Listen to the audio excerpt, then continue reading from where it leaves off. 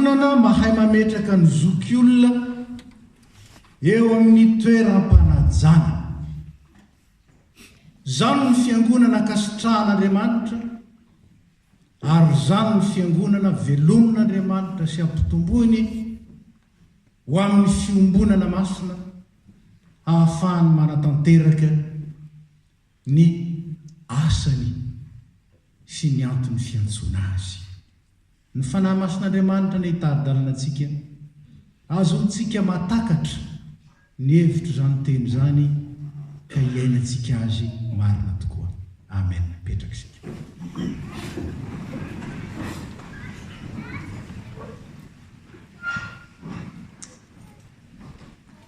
Lay Andriamanitra izay inontsika ary ambaran'ny soratra masina dia Andriamanitra izay any amin'ny aviny indrindra, tanteraka sady feno amin'ny fahalebiazana, amin'ny fahatsarana, tompony hery rehetra, ary zany no mahatonga azy antso izao tontolo izao izay noharian'ny tanany hidera azy sy hanome voninahitra azy, hanaja azy amin'ny maha izy azy.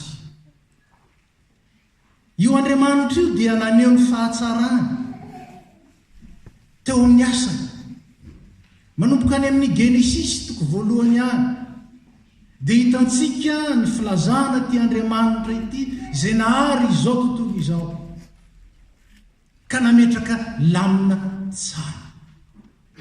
Hanika nambaran'ny apôstôly Paoly fa tsy mba Andriamanitry ny fikotranana na ny fikorotanana izy, fa Andriamanitry ny filaminana, Andriamanitry ny firindrana.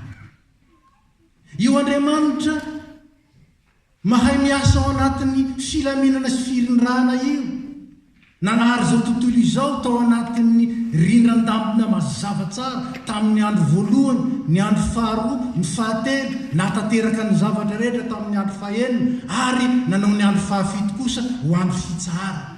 Ary zany Andriamanitra zany nametraka fitsipika, nanomboka tany amin'ny Adama, ity azonao atao, ty tsy azonao atao, zao no antony nametrahako anao tao amin'ity sary ity. Ary zany Andriamanitra zany izay nanavao indray ny asa-pahariana tamin'ny alalan'ny i Adama sy Eva, ka rehefa tsy mety olon-dehibe amin'izao i Adama sy Eva, dia ny lalan'ny fitombona kosa no entiny mitondra sy nitatana azy ka hanabe azy, ahatonga azy olon-dehibe ao anatrehan'Andriamanitra. Hanika nateraky ny vehivavy ny olombelona, zaza, ankizy, tanora, olon-dehibe ary antom-panahy. Zany nilazany ny soratra masina azy, fandaminan'Andriamanitra zany. Ary zany lamina nataon'Andriamanitra zany, tsy lamina natao tamin'izao fotsiny, fa lamina izay manambara ny asany, ny fombany ary ny maizy azy. Zava-mahagaga, zava-mahagaga. Fa tsy misy zavatra mandeha ho azy na nateraky ny lamina fotsiny lazaintsika hoe siantifika ny fiainany zanak'olombelona, fa efa nanana ny nandarany azy Andriamanitra. Ary rehefa tsy takatry ny olombelona zany, nandeha araky ny daniny kibony sy takatry ny saina izy, dia mbola naverin'Andriamanitra ny alanenina ihany Andriamanitra hampianatra azy, hitaiza azy, hahatonga azy ho ilay olombelona no ariana vaovao indray, ary mivelona maha zanak'Andriamanitra, ary mitombo araka ny modelin'ny Kristy. Hanika tsy gaga isika vao nankalaza ny Krismasy isika, fa io Kristy modely io dia tonga mba hampianatra antsika, hampianatra antsika ny amin'izany hoe ahoana ny toetra ny tena zanak'Andriamanitra. Raha mbola zaza dia nanaiky ny fahefan'ny ray aman-dreny. Zany Jesosy zaza izay nankalazaintsika tamin'ny Krismasy. Zaza mahay manoa ray aman-dreny. Hitantsika ao amin'ny Luka toko faharoa ny fitantaran'izany. Rehefa tanora dia nanampy ny ray Josefa nandrafitra zany miasa ny fonizy tanora nanampy ny rainy tsy ilay mitazana fotsiny tsy ilay miandry velomina fotsiny fa ilay manampy tsy ilay miravoravitanana fotsiny miandro tolora fotsiny tsy zany ilay tanora asehon'i Jesosy no nefa lehibe izy dia nanomboka tamin'ny asa izay nanirahan'Andriamanitra azy ary nahatanteraka izany tao anatin'ny fanajan'ny ray manaja ary ambara ao fa na teo manaja ny ray tsy resaka fotsiny hoe manao oui papa oui maman indrindra fa efa lehibe fa indrindra manaja ny sitrapoly manatanteraka ny lamina izay napetra dia tsy tonga tamin'ny fahanterana ity Jesosy ty tsy tonga tamin'ny fahanterana ary anisan'ny mystera anankiray izay mbola azo lazaina hoe tsy voavahan'ny mpandiniko zany fa ny zavatra ngezabe izay aseho kosa raha tsy tonga tamin'izany izy dia izao rehefa tonga teo amin'ny fepotona izy nandao ny maha-olo-dehibe napakarina teo ankavanan'ny ray hanika ny ray eo amin'ny ray indray nitazanantsika azy inona ny lesona lehibe amin'izany dia izao Jesosy Kristy ny modeliny zaza teo amin'ny fanoavana ny ray aman-dreny sy ny fanajana azy ireny na dia tsy takatry Maria sy Josefa azy ny antony nahatonga azy taraiky tany Jerosalema tsy takany tsy fantatrareo fa tsy maintsy mitoetra tao antranony ray aho na hoany ianareo mipepipepo mitady aty sy aroa tsy takany nefa dia nano azy ihany izy ka dia niaranody tany Jesosy Kristy manao ny ray aman-dreniny na dia tsy takatry ny ray aman-dreniny aza ny marina tamin'izay natao satria ndre mifanamasina natao aho modeliny fanajana Jesosy Kristy tao anatin'ny ministera dia mbola modeliny zany fanajana sy fanoava na teo azy ny kritika nataony tamin'ny fariseo satria metsara velatsika ireo dia mbola nilazainy ihany tamin'ny vahoaka jiosy araozy izy ampianariny anareo fa aza atao mitoetra manaja ny fiantsoana ny fariseo Jesosy Kristy modeliny olon-dehibe tompona andraikitra ary amin'izany mahatompona andraiky responsable zany nanaiky hatrany amin'ny fahafatesana zany hoe tsy misederobe mihitsy zany ary Jesosy Kristy tondra kosatsika ao amin'ny Jesosy Kristy adiniko modeliny vady izy ny vadiny fiangonana ao amin'ny Kristy no mianatra ny fitondran-tena mahavady marina ny olona zany nambarany Efesiana 5:5 ary ao amin'ny maha-olon-dehibe sy ny maray aman-dreny ny ray be fitiavana ny modeliny fahamasina modeliny fahatokiana fidelité ho isika tsy miova aho izy mandra-pahantitrareo na dia mandra-pahafotsy-volonareo azy tsy miova aho zany le olon-dehibe mahatoky amin'ny finoana mahatoky amin'ny fahendrena mahatoky amin'ny ataontsika hoe fitondran-tena mendrika raha mijery ny texte isika dia mahita ny azo lazaina hoe modely tokony arahina eo amin'ny fifandraisan'ny olon-dehibe na ny zoky olona na ny antim-panahy aza fangarony hoe antitra ara-panahy fa antim-panahy ilazana ny olona fotsivolo ny olona lehibe ny efa zokiny zany ilazana azy eo amin'ny baiboly dia ahoanao izy mitsangana raha eo anatrehan'ny fotsivolo ianao maro-panajana tamin'izany manaja azy ary manajany tavan'ny antim-panahy raha zavaina io texte io dia milaza tsotra hoe manahoana moa isika rehefa miatrika ny olona lehibe isika lehibe fa tsy mbola antitra fa indrindra isika tanora sy itsika ankizy mitsangana endriky ny fanajana miarahaba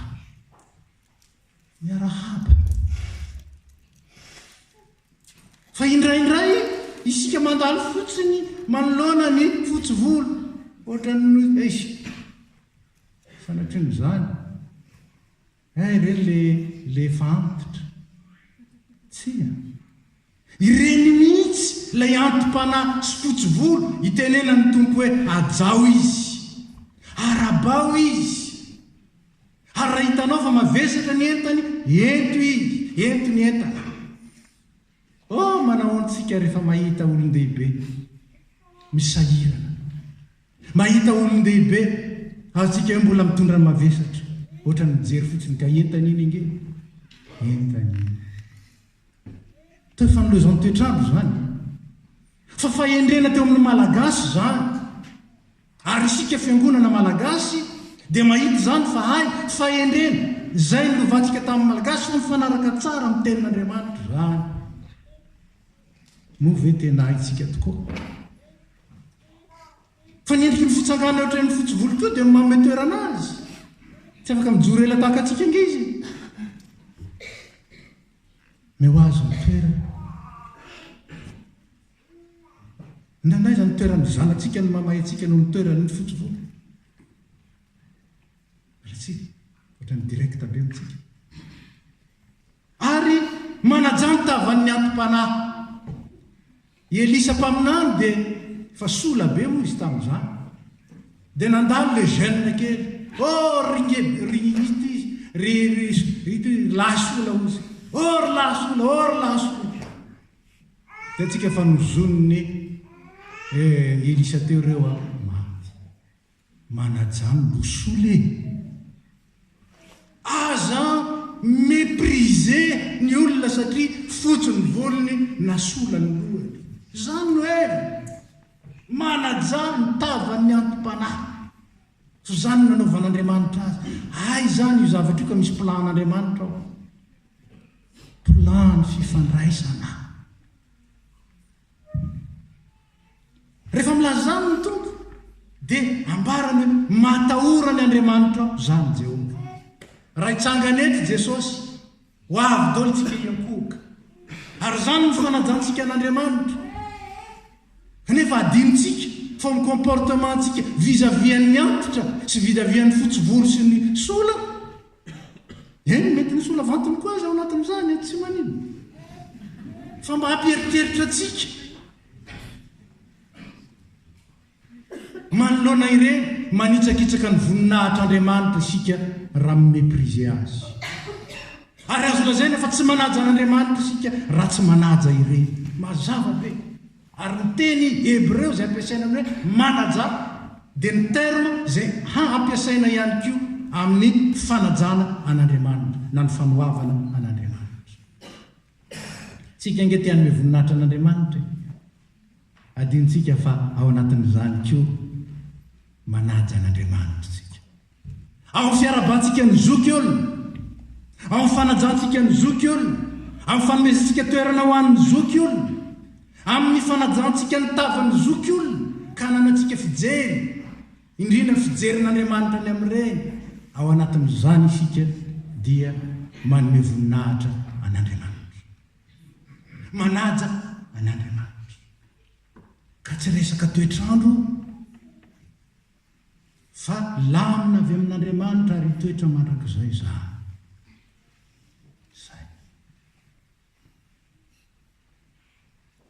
ny zavatra faharoa dia mitodika kosa amin'ny fotsivolo sy ny antom-panahy mitombo fanteny mitombo dia ambarany araka ny taratasin'ny Paoly ho an'ny Titosy fa ny antom-panahy dia manana koa adidy manana ndraiky teo anatrehan'Andriamanitra mba hiazona tsara zany mahantom-panahy azo zany ka andeha mendrika ny mahafotsivolo sy mahantom-panahy dia ahoana ozy izy tokony homotina hoendry atanjaka amin'ny finoana hitondra tena toy ny mendrika ny olona masina ary mahay mampianatra ny zandry amin'ny fitiavana zany mambarany eo sany madiditsika zany no mahatom-panahy antsika. Fon'izay nanao psychologie dia lazan'ny mpampianatra fa il y a des enfants de 40 ans, il y a des jeunes de 90 ans. Ny taona zany be dia be fa le toetra anaty ao a mbola haika fanomezana avy amin'Andriamanitra, fahasoavana amin'Andriamanitra, zany atao hoe antom-panahy fotsivolo zany. Ka tokony andeha mendrika amin'izany isika. Hanika dia ambarany Paoly tsara ny ohatra ao Antitosy zany izy. Anaro ny antom-panahy. Ka dia na dia atao izay zandrinareo aza ny tena dia mampita n'izany fampianarana zany. Mba hatanjaka amin'ny fo, hanana fahendrena, ho modely sy hay ampianatra ny zandriny sy ny zanaka. Dia lazainy ary amin'ny andinin'ny fahadimy mba tsy hitenenana ratsy ny tenin'Andriamanitra. Mba tsy hitenenana ratsy ny tenin'Andriamanitra. Hay zany ny mari-panajana an'Andriamanitra asehontsika amin'ny fotsivolo dia ny fanajana azy sy ny fanajana ny tavany, ny fitsanganany ao anatrehany, manaja an'Andriamanitra tsika raha manao zany. Ary isika antom-panahy koa dia manaja an'Andriamanitra raha toa isika ka mitoetra amin'ny finoana, motina sy endry tsara, ary indrindra manana toetra mendrika ny olo-masina ka tsy tenenana ratsy ny anaran'Andriamanitra. Fanajana roa miaona, fanajana roa miara-monina, fanajana roa izay miteraka vokatra lehibe dia ny firotsahan'ny fahasoavan'Andriamanitra, ny fitahiny. Zany angeny ambaran'ny Salamo, ahoana ho izy tsara sady mahafinaritra raha pralamo ny lazainy ao fa isika izao ny prala zany hoe raha ny raha lasiny anabavin'i Kristy no miara-monina, fa arotsaka Jehovah ny fitahiana. Loharano-pitahiana ry hava, loharano-pahasoavana, ary indrindra loharano izay mampitombo ny fitiavana sy ny fifankatiavana, ary ny firaisana, ny fahaizana manaja ny antony fiaintsona. Ary dia misy modely izay asehon'ny filazantsara amintsika. Lahy antitra iray sy vavy antitra iray. I Simeona voalaza fa marina sady mpivavaka tsara zany lehilahy zany. Ary zany lehilahy zany rehefa tonga Jesosy mbola zazany, mbola bebe, mbola tsy nampianatra zany, mbola tsy natao batisy zany, mbola tsy sehon'ny fanahy masony zany, mbola tsy natolotra jaony nampanao batisy zany, mbola tsisy nahalala. Nefa efa nahita sady izy ilay Mesia an'Andriamanitra. Zany lahy antitra izany dia vavolombelona ny amin'ny olona izay manana ny toetra ny antom-panahy araka an'Andriamanitra, dia olona mahony tena, matanjaka amin'ny finoana, ary indrindra mitazona ny fahamasinana teo amin'ny fiainana. Faly izy efa antitra, faly. Tompo ankehitriny ny mpanomponao dia alefanao ny fiadanana araka ny teninao, fa ny masoko efa nahita ny famonjenao. Ny poety ray malagasy dia niteny azy tamin'ny fomba hafa, mahazo maty alary tenako. Zany ny fomba nilazany rado azy, mahazo maty amin'izay.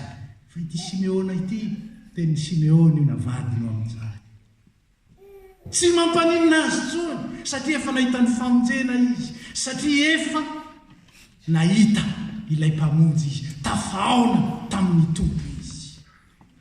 Tsy maninona, mahazo maty amin'izay.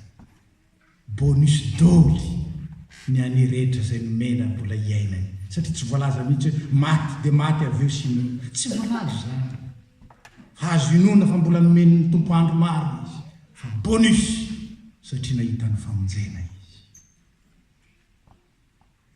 Ary ny anankiray dia Ana,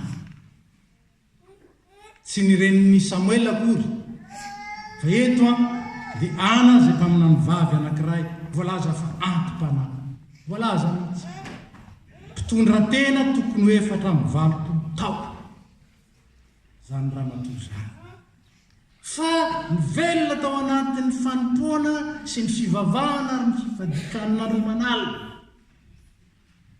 ary dia nisaotra an'Andriamanitra izy satria nahoana satria hitany ny voninahitr'Andriamanitra tao amin'i Jesosy zazy nahita zany izy ary nanantena fa tonga ny fanavotana an'Israely. I Davida mpanjaka dia anisany zay azo lazaina nanoatra salamo maro zay nentiny indrindra ny resahan'ny fatokinan'Andriamanitra. Fa misy salamo anankiray izay tsy mba soratany Davida kanefa salamo zay milaza indrindra ny vavaky ny matoky an'Andriamanitra. Zao no ambarany eo amin'ny salamo fa 1:70. Andriamanitro, ianao efa nampianatra hatry ny foniam-bola tanora ary mandraka ankehitriny dia nitory ny fahagaganao aho. Koa mandra-pahanto sy fotsy volo aza mahafoy ahy Andriamanitro, mandra-pilazako ny sandinao amin'ny taranaka sy ny asanao lehibe amin'izay rehetra mbola ho avy. Mba ataoko tsodrano kosa ho anareo zokiolona zany. Hoy ihany io salamo hoe nivavaky tory ny fahamarinanao sy ny famonjenao mandrakariva fa tsy fantako izy. Inony zany tsodrano zany? Ny tompo ane zay efa nitantana anao hatreto mbola tahiry anao na dia fantoka sy fotsy volo aza, mbola hiazona anao hanomezany no fotoana ilazanao ny asan'ny tompo sy ny fahatsarany amin'ny taranaka.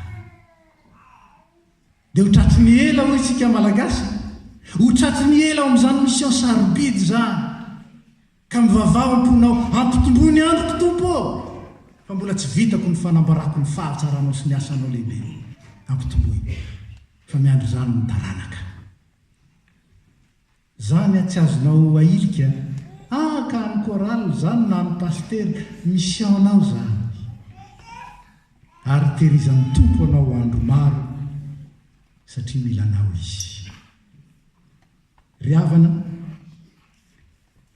rehefa miaona ny fifanajana sy ny fahatahorana an'Andriamanitra dia mitoetra ao ny fiombonana sy ny fiadanana.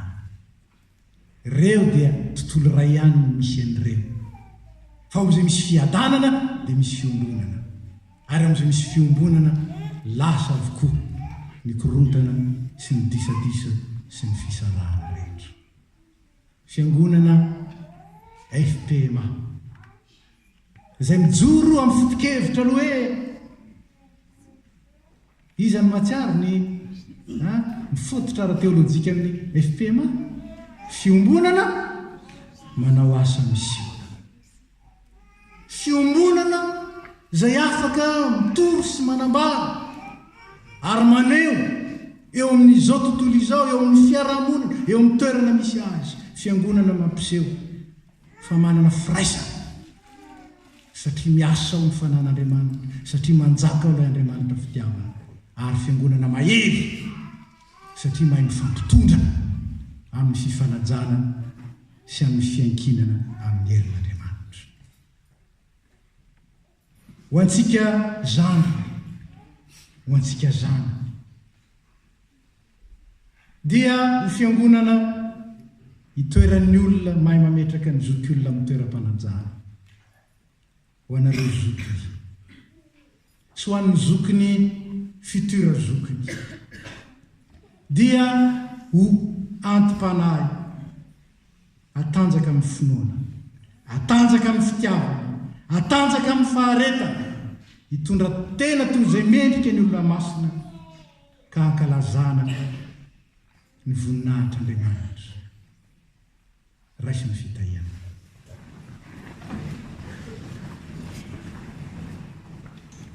ho aminareo rehetra ne